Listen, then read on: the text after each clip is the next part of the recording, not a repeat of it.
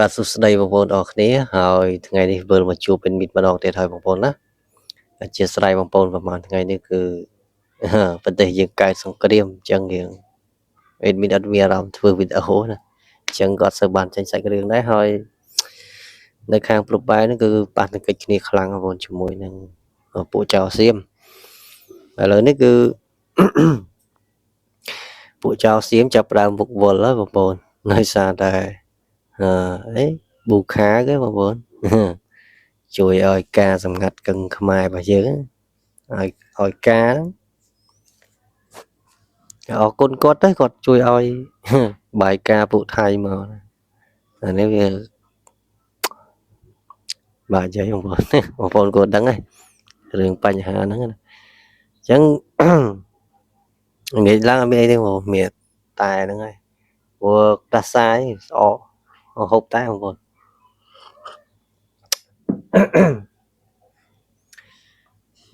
ចឹងថ្ងៃនេះគឺខ្ញុំមានសាច់រឿងមួយរឿងហើយបងប្អូនដើម្បីយកមកចែកជូនទៅកាន់ពុកម៉ែបងប្អូនណាហើយរឿងនេះគឺធ្លាប់បានកើតឡើងនៅខាងខេត្តពោធិ៍សាត់ទេបងប្អូនដែលនិយាយអំពីពពួកខ្មោចតាហ៊ានសៀមហ្នឹងវាងាប់ពេញតែព្រៃហ្នឹងហើយធម្មតាបងប្អូនមនុស្សពេលដែលស្លាប់ងាប់អនុកនាលអញ្ចឹងវាតែងតែមានអសូរកាយអីចូលអញ្ចឹងណាថ្មាតស៊ីថ្មាតអីអញ្ចឹងទៅអញ្ចឹងរឿងហ្នឹងគឺបងម្នាក់ដែលគាត់នៅខាងខេត្តពោធិ៍សាត់ហ្នឹងគាត់ធ្លាប់និយាយដែរថាតំបន់ហ្នឹងធ្លាប់មានខ្មោចទាហានស្លាប់ណាក៏ប៉ុន្តែវាកើតឡើងអំឡុងឆ្នាំ2005បងប្អូនយូរឆ្នាំដែរហើយមុនចូលសាច់រឿងបងប្អូនខ្ញុំមៀងកាត់ឡើងនឹងតិចដោយសារតែប្រហែលខែឬក៏ប្រហែលថ្ងៃមុននេះគឺ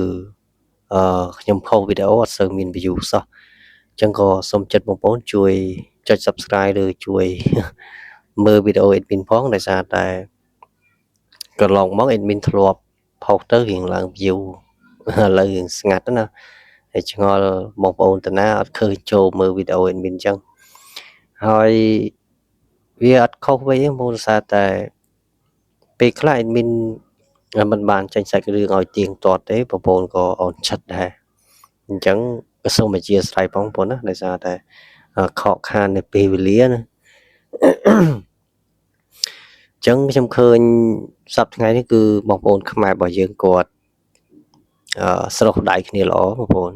ពេលដែលបងម្នាក់កងទ័ពគាត់មានទុកលំបាកអីមានហៅថាខ្វះស្បៀងខ្វះអាហារហ្នឹងគឺយើងចេះរួមសុខរួមទុក្ខមួយគ្នាហ្មងណាចុះមិនមែនតិចទេបងប្អូនជំនួយដែលគេជួយបងម្នាក់កងទ័ពដែលជួមុខ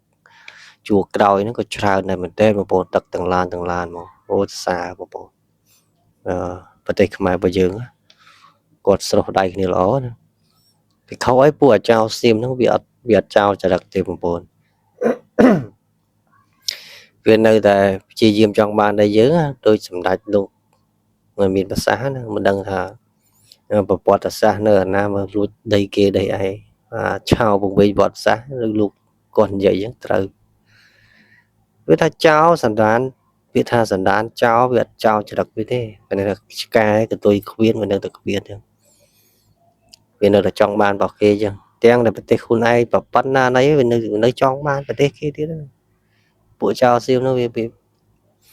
វាដល់ថ្នាក់ហ្នឹងបងប្អូននៅប្រទេសខ្មែររបស់យើងសុំតែសុខសុំតែសន្តិភាពទេក៏ប៉ុន្តែបើវាមិនឲ្យសន្តិភាពអាហ្នឹងទៅតាមហ្នឹងទៅរដ្ឋាភិបាលរបស់យើងមិនទុកឲ្យប្រជាជនយើងស្លាប់ណាបងប្អូនលោកគិតដែរបើយើងមិនបាញ់គេប្រជាជនយើងងាប់បដែរហ្នឹងអញ្ចឹងយើងការពារទឹកដីរបស់យើងមានអីត្រូវខុសបងប្អូនគេមកស្រោចលើទឹកដីរបស់យើងហ្នឹងតែគេទៅខ្ញុំវាយលើគ្នាហើយបាយអញវាយឲ្យវិញទៅប៉ុណ្្នឹងអាហ្នឹងដូចបងប្អូនឆ្លុះកញ្ចក់អញ្ចឹងបងប្អូនធ្វើមុខខឹងតែកញ្ចក់ហ្នឹងវាខឹងដូចធ្វើមុខខឹងឡើងវិញដូចគ្នាហ្នឹងអញ្ចឹងវាដូចតែគ្នាទេបងប្អូនមានទៅមានមកអញ្ចឹងឡែងបាច់អូហូស្ទឹងយូពីផ្លិចសាច់រឿងបាត់ហើយបងប្អូនចូលរឿងអីណារឿងខ្មោចទាហានថៃដែលស្លាប់ នៅតាមបណ្ដោយព្រំដែនឬក៏នៅតាមខេត្តព្រះវិហារនេះងាប់មិនតិចអ្នកទេបងប្អូនតែសាហាវបងប្អូន BM21 របស់ខ្មែររបស់យើងចំគោលដៅល្អ3គ្រាប់ឆេះខ្ទេចបងប្អូនខ្លាំងមែនទែនបងប្អូនបានឃើញវីដេអូនោះព្រោះតែមកគ្រាប់ទៅអត់តផ្ទុះបងប្អូនឡើង2គ្រាប់ឆេះយកមកហើយគ្រាប់មិនយឺតទេបងប្អូនចេញហ្វឹបហ្វឹបខ្លាំងមែនទែនបងប្អូនហើយបងប្អូនក៏គិតថា BM21 មានតម្លៃថោកបងប្អូនថ្លៃណាស់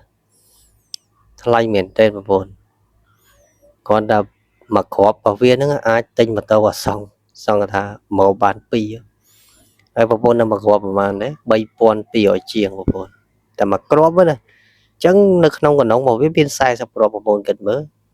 មកគ្រាប់3000ជាងមិនមែនថោកទេបងប្អូនអើយថ្លៃណាស់ហើយសម្រាប់ប្រទេសអ្នកមានហ្នឹងគេសិតតែ S16 ឯណាអូ16មិន16ទេបងប្អូនឃើញយន្តហោះចម្បាំងពួកសៀមហ្នឹងវាហោះបាញ់បែតបានតម្លាក់ម៉ែតម្លាក់លើទឹកដីខ្មែររបស់យើងបានដែរក៏ប៉ុន្តែអាហ្នឹងដោយសារតែយើងអត់ប្រើហៅថាសំណាញ់មេឃណាមើលសម្ដេចពុកគាត់ប្រើសំណាញ់មេឃហ្នឹងគឺរត់រួចទេគឺដឹងតែធ្លាក់បងប្អូនព្រោះធ្លាប់បាញ់ធ្លាក់ម្ដង2ដងហើយហ្នឹងអញ្ចឹងកន្លែងហ្នឹងខ្ញុំអត់ទាន់ដឹងច្បាស់ទេក៏ប៉ុន្តែរដ្ឋាភិបាលរបស់យើងឬក៏សម្ដេចលោកចាត់វិធានការទាំងម៉េចអាហ្នឹងគឺរឿងរបស់សម្ដេចណាអញ្ចឹងបងប្អូននៅខាងប៉ោយប៉ែតណាគឺតាមដំណើរព័ត៌មានខ្ញុំឃើញយន្តហោះហ្នឹងវាតម្លាក់ចំឃ្លាំងឡានមួយតែមិនដឹងថាឃ្លាំងឡានរបស់អុកញ៉ាណាទេបងប្អូនខ្ទេចធ្លុះអលាយអស់ហើយអញ្ចឹងគឺវាចង្រៃមែនបងប្អូនវាចោលសៀមហ្នឹងហើយបងប្អូនត្រូវចាំពីអេដមីនពួកចោលសៀមហ្នឹងវាអត់នេះទេវាចោលចរិតរបស់វាទេវាឆ្លោះមួយយើងរហូតតតែយើងហ្នឹងបាត់បង់ទឹកដីអស់ពួកហ្នឹងអត់បានខូចខើខ្លាំងអញ្ចឹងយើងមានតែការពីហើយពួកហ្នឹងវាចេះធ្វើសង្គ្រាមអីវាជនហោះមិនតាន់ចេះបើកត្រង់ជ្រុងហ្នឹងលេឥឡូវហោះចូលហោះឡើងធ្លាក់កឌូកលើហ្នឹងមិនដូចក្នុងរឿងកិច្ចគ្រាប់បានទេបងប្អូនក្រៅរឿងតាបាញ់ទៅដឹងតែចំមកបើកលឿនមិនក៏កិច្ចអត់ផុតដែរសំណាញ់មេឃហ្នឹងខ្លាំងណាស់ម៉ាំងដេញតាមយន្តហោះយកមកបាញ់ទៅគឺសម្ដៅទៅគូតយន្តហោះមកព្រោះយន្តហោះចម្បាំង S16 របស់វាហ្នឹងវាមានភ្លើងនៅពីក្រោយភ្លើងម៉ាស៊ីនវាហ្នឹងអញ្ចឹងគ្រាប់របស់យើងទៅបាញ់ចំមកភ្លើងហ្នឹងឆេះយកមកអញ្ចឹងវាគង់តែសម្ដេចលោកតាឯងក៏ប៉ុន្តែចាំមើលសិនណារដ្ឋាភិបាលរបស់យើងគាត់រៀបចំគម្រោងការយ៉ាងម៉េចអាហ្នឹងគឺទុកចិត្តលើសម្ដេចដែលលោកបានចាត់វិធានការណាអញ្ចឹងមានតែជូនពរដល់វរៈកងទ័ពរបស់យើងឲ្យគាត់បានជ័យជំនះដេញនៅពួកចៅសៀមឲ្យវាចាត់ខ្ចាយទៅកុំឲ្យវាមានភាពអមនុស្សខ្លាំងពេកមេតបវានឹងវានិយាយភាសាវាចង់បំបាក់តបខ្មែរឲ្យរៀបតបបំបាក់ណាចូលមកចុះបងប្អូនចូលមកលាយខ្សលហ្នឹងគ្រាប់ទៅទឹកភ្លៀងឲ្យចូលមិនចូលតាមណាអត់បានទេប្រទេសទូចមែនតែតាន់បងប្អូនមិនមែនធម្មតាទេប្រទេសវាហ្នឹងទៅកើតក្រោយយើងបានសតវត្សនេះហ្នឹងពួកហ្នឹងវាទៅកើតហ្នឹងពួកជនជាតិតៃហ្នឹងមកពីចិនមកហើយពួកហ្នឹងដុំក្បាលគ្នានៅហ្នឹង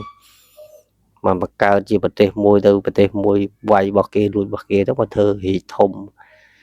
ប្រទេសពួកចៅហ្នឹងលួចរបស់គេហ្នឹងធ្វើស្អីវាធ្វើស្អីក៏វាចេះដែរវាល្បិចចេះវាល្បិចប្រហែលចំ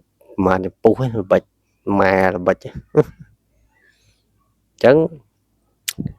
និយាយរឿងជាតិតែផ្លេចចូលសាច់រឿងបងប្អូនដល់ណាហើយរឿងដែលកើតឡើងតាមបណ្ដោយព្រំដែនគឺខ្មោចទាហានសៀមហ្នឹងវារួមវាលងបន្លាចទាហានខ្មែររបស់យើងពេលខ្លះវាឲ្យឃើញជារូបរាងទាហានហ្នឹងវាឈរនោមឈរអីចឹងទៅតែនេះគឺឮអ្នកភូមិគាត់និយាយមកដែរទេបងប្អូនហើយដូចខ្ញុំនិយាយមិញវាមិនមែនថាកើត ប្រហែលឆ្នាំមុនឥឡូវហ្នឹងក៏វានៅតែមានដែរធម្មតាវិញ្ញាណខ្មោចដែលស្លាប់ទៅពេលខ្លះវាអាចឲ្យយើងឃើញបានណាហើយយើងពេលខ្លះយើងចេះព្រើភ្នែកយើងអាចឃើញពួកខ្មោចទាហានសៀមហ្នឹងដែរហើយប្រហែលថ្ងៃមុនដូចជាឃើញវាវាយយកប្រាសាទតាកបីហ្នឹងបងប្អូនវាយណាបងដាក់លេខខ្សលមកអាហ្នឹងហៅថាប្រើល្បិចទៅបងប្អូនឲ្យផ្ដុំគ្នាសិនចាប់ដាក់បរហើយអាហ្នឹងគឺយុទ្ធសាស្ត្រល្អរបស់សម្ដេចលោកគិតណាលោកតែបើកវាចូលវាយកាត់ចូលហ្មងអាហ្នឹងគឺយុទ្ធសាស្ត្រល្អមែនទែនបងប្អូនសម្ដេចមួយតែច្បាស់ហ្មងស្រឡាញ់ហងច្បាស់ហ្មងនិយាយមួយតែច្បាស់បងប្អូនហើយការងាររបស់គាត់ក៏មកចត់ដែរអត់បានទេទាំងឪពុកខ្ញុំក៏ស្រឡាញ់សម្ដេចដែរព្រោះឪពុកខ្ញុំពីមុនមកគាត់ជាមេទាហានដែរគាត់ទើបតែឈប់ប្រហែល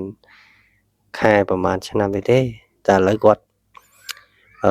អត់មានជីវិតលើលោកនេះទេពុទ្ធសាសនាតែគាត់បានចែកឋានទៅហើយបងប្អូនអញ្ចឹងវាធម្មតាទេបងប្អូនមនុស្សយើងពីតែងតែកើតឡើងមកហើយពីតែងតែស្លាប់ទៅវិញជាធម្មតាហើយវាអត់អីជាអមតៈទេតែដល់ពេលដល់វេលាគឺទៅដូចតែគ្នាទៅអេដមីនអញ្ចឹងពុកនិយាយវីដេអូអញ្ចឹងបងប្អូនមើលវីដេអូអេដមីនអញ្ចឹងទៅដល់ពេលដល់វេលាស្លាប់ដូចគ្នាហើយយើងទៅហាមមិនកើតមានឆ្នាំអាណាឲ្យលើបជីវិតអមតៈនោះវាអត់មានទេគាត់តែយូរឆាប់ទេអញ្ចឹងថ្ងៃនេះប្រហែលបាននិយាយសាច់រឿងទេបងប្អូនឡើយនិយាយជាតិចាំថ្ងៃស្អែកមកបងប្អូនអូខេជួបគ្នាថ្ងៃស្អែក